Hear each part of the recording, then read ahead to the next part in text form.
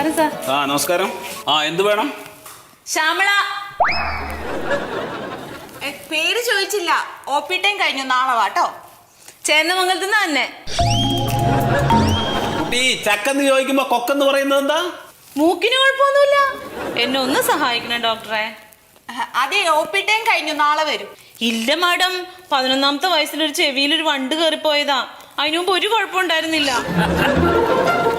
11ാമത്തെ വയസ്സിൽ കയറിയ വണ്ടാണെങ്കിലേ അത് ചെവിയുടെ ഉള്ളിൽ പെറ്റി പെരുകിട്ട് ഒരുപാടായി കാണും. ഇത് നമുക്ക് സർജറി നടത്തണം.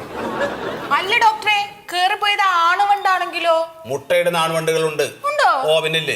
എന്നാ സർജറി നടത്തണം. പബ്ലിക് സർവീസ് കമ്മീഷന്റെ ഓഫീസിലെ ഒരു അപേക്ഷ കൊടുക്കാനാ. ഒരു ജോലിക്ക് വേണ്ടിട്ടാ സാറേ. വരുമാനമൊക്കെ തീരെ കുറവാ. ഞങ്ങൾക്കും വരുമാനം അല്പം കുറവാ. അതുകൊണ്ടാ സർജറി വേണോന്ന് ചോദിച്ചത്. ഇല്ല സാറേ, ഈ കേൾവി കുറവുള്ളതുകൊണ്ടിട്ട് വന്ന ആലോചനയൊക്കെ മുടങ്ങിപ്പോയി.